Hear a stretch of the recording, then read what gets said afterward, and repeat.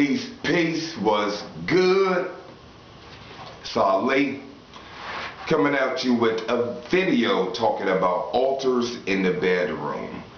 This is one of the questions that I've received a number of times because I put out a lot of information dealing with the altars as far as our YouTube channel and our website. So I've gotten a lot of questions of people asking, is it safe to put altars in bedroom? People kind of hesitant about it. There's a lot of people that's telling people not to put altars in a bedroom. And I want to start out with, like, when you deal with information, especially from teachers, spiritualists, etc., people are giving you information based on their own personal experience. Most of the times people are relaying messages and giving information based on what they've experienced.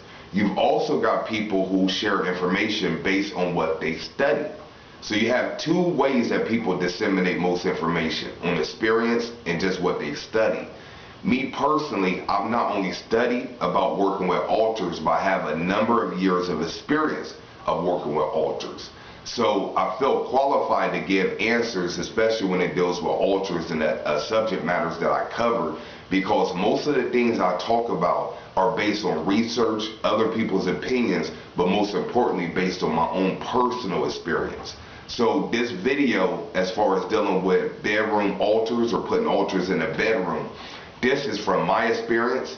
You have to see what resonates with you and go with your higher mind. Firstly, me personally, I recommend you put an altar wherever you can put an altar. I'm just going to keep it real with you.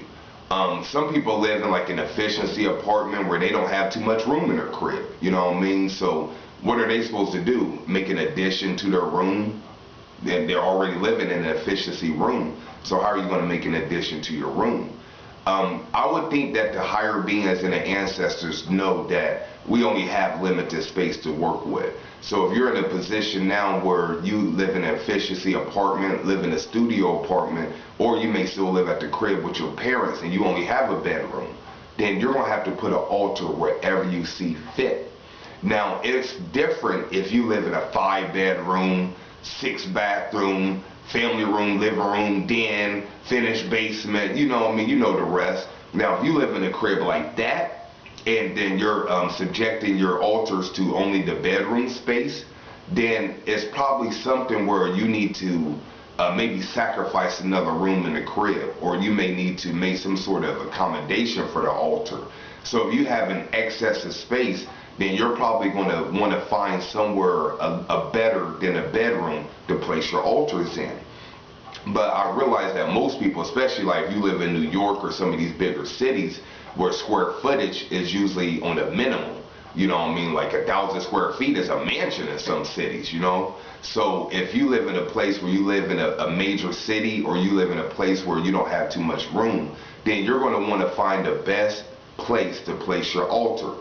One of the things that I suggest, and this is a relay of what the master taught, Dr. Mitchell Gibson of Tybro.com, what he said was, put the altar in a most respectful place that you have.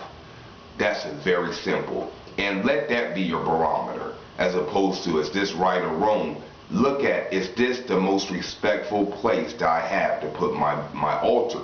If the most respectful place that you have to put your altar is your bedroom, then the altar should be in your bedroom. And one of the things I suggest that you pay attention to after you set up an altar, especially in a bedroom or a place where you've heard a lot of people say you don't want to put an altar, is you want to monitor your thoughts and your dreams. So say that you watch this video, you put your altar up and you put it in your bedroom. For the next week or so, you want to monitor how you feel, how you're thinking, and more importantly, what are your dreams like? Remember, you're sleeping in a bedroom, the altar's in the bedroom, so you want to pay attention to your dreams. If you don't recall your dreams, when you wake up in the morning, just see how you feel. See if you feel anxious, see if you feel nervous, see if you feel scared, see if you feel energized, see if you feel happy. Monitor your emotions when you wake up. That's going to be a very good indication of if the spirit is resonating where you put the altar. Now, after a week or two, you put the altar in the bedroom, you feel good. You're having signs and synchronicities. You're having different people come into your life. You're finding different resources, money, prosperity, thoughts of new business ideals, new partnerships, new relationships. If after you set up your altar and the next couple of weeks you're experiencing all the things I've just mentioned, then you're probably not having your altar in a quote-unquote bad location. The altar is probably good. So you just want to be your best judge by just monitoring what goes on after you set up the altar. Now, on the flip side of that, you set up the altar in the bedroom. You're a person that may not have bad dreams, but now three to four nights out of the week, you're having bad dreams. You're starting to lose money. You're starting to have all these different human things happen to you. Maybe getting a flat tire when you just cop some new tires. You know the rest. You know how things happen on the earth realm. You start to have all these so-called negative events happen. Then, and the only thing you've done differently was set up your altar in the bedroom. Then that's probably a good indicator that the altar in your bedroom is not resonating with you. So you want to find a different location for it.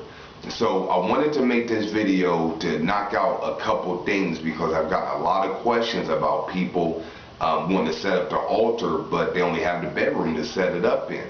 So this video is for you, and also wanted to give some clarity on different places to set up the altar.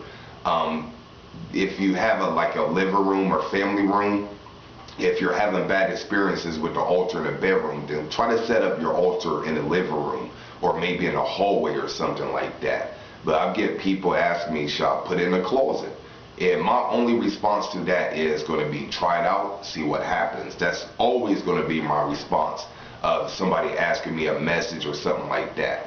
Now, during a consultation or one-on-one, when I can really identify with the person's energy to see what kind of energy they're working with, then the answer may be different. But for the public, for general information, I'm going to recommend that you try it and to see what happens afterwards. So this has been Ali. If you want to know more information about myself and what we do, make sure to check out our website, thirdeyeactivation.com. Until next time, peace.